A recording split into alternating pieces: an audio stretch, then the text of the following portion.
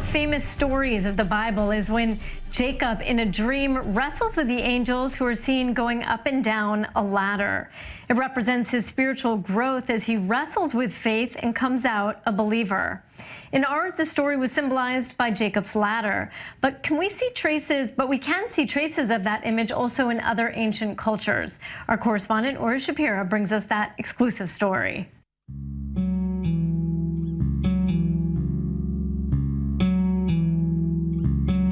To the naked eye, it is only a line of stones in the middle of the desert. But looking from above, this sight may be the key to understanding how ancient myths evolved. We can see the two lines, parallel lines of stones, putting one beside each other. And there are some lines of stones who are actually connecting these two parallel lines. In the southern side, we see this niche in this area. This one is a complete one, but you see the destroyed ones. It means it was every 1 meter, 1.5 meters, we have one of those niches here. We don't know exactly what they were for. Only we can do is we can imagine that people used to kneel and pray to this direction, maybe taking in consideration that there's a tomb nearby here, so maybe the souls of the dead.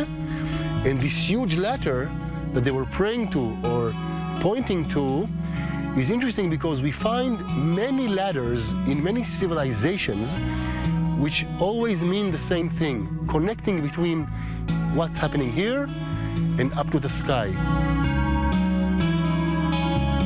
Chen Katz, a tour guide and explorer, knows this area quite well. For many years he has been wandering the Negev desert, a relatively small area of desert, but a place full of mysteries and traces of ancient civilizations. He took us to two sites in the desert. Both depict the so-called ladder-shaped monuments. Both of them are deep inside the Negev desert, off the beaten track and extremely hard to reach. The first site, close to the city of Dimona, is dozens of miles long. Most of the stones are planted underground, and we can see that they have not been moved for ages.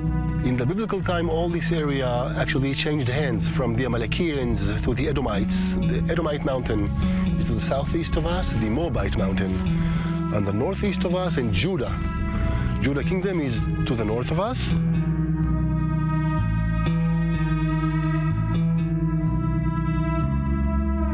One story that comes to mind is, of course, the biblical story of Jacob's ladder. In the book of Genesis, Jacob is asked by his father Abraham to leave his hometown Beersheba to the town of his ancestor Haran. During his trip, Jacob falls asleep. His dream is described in Genesis 28. He had a dream in which he saw a stairway resting on the earth, with its top reaching to heaven, and the angels of God were ascending and descending on it. There above it stood the Lord, and he said, I am the Lord, the God of your father Abraham, and the God of Isaac. I will give you and your descendants the land on which you are lying. Your descendants will be like the dust of the earth, and you will spread out to the west, and to the east, to the north, and to the south.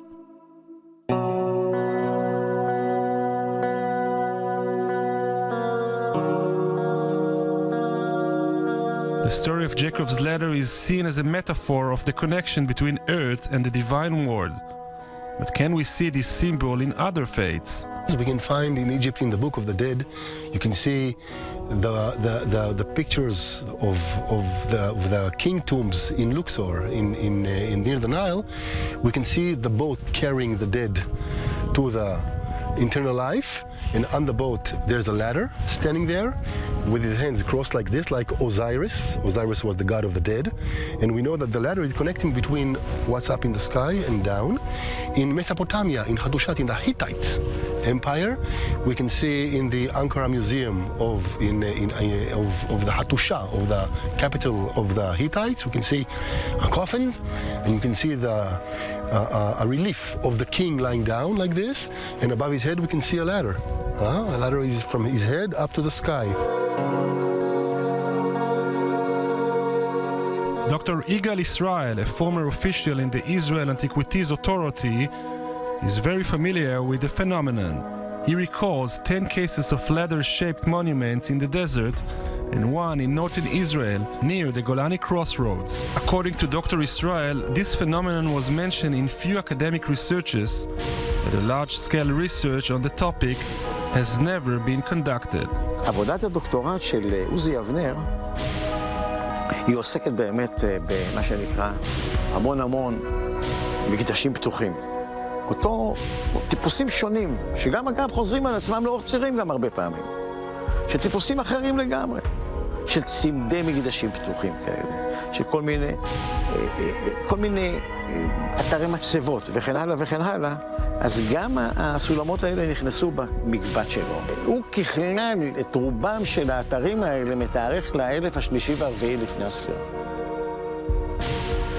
שהנגב שקק חיים בתקופה הזאת. The second site we see is located near the Ramon crater and close to the incense route, a UNESCO site consisting of a substantial trade route from the ancient Egyptian time to the Roman Empire. The latter is much more prominent and bold than the first one, but we can see several similarities between the two. Again, it's an archaeological site that no one touched after they have been building it, so it stayed and remained as it is. And seeing the similarity of those, we can understand that this is a phenomena. It's not a one site somewhere. It's many sites spread on a huge area of a very severe desert. We are now near the valley of Arava, in the central part of the Negev. And of course, we still, as usual, we don't know exactly what it was. No inscriptions. All we can do is we can date it, we cannot relate it.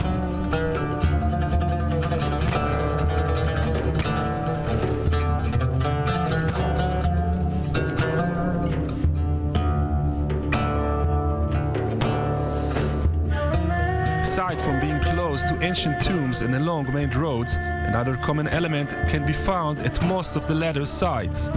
A small ring of stones on the ground.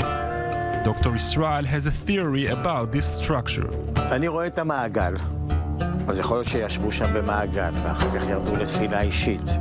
אתה מבין, יכול להיות שבמעגל אכלו, ובסולם התפללו. וכרגע למשל, קבוצה של מוסלמים מתפללת. אז יש להם איזה מין סדר מסוים, הם עומדים בשורה הרבה פעמים.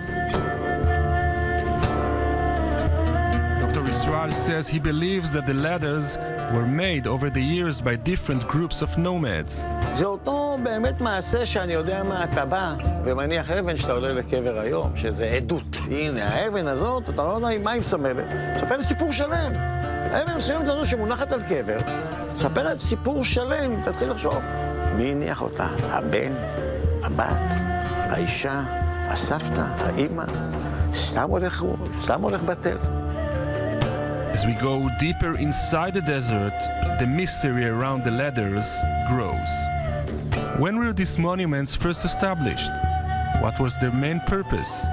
Can we relate them to other traditions and other faiths? Could that be the inspiration for the biblical story of Jacob's ladder?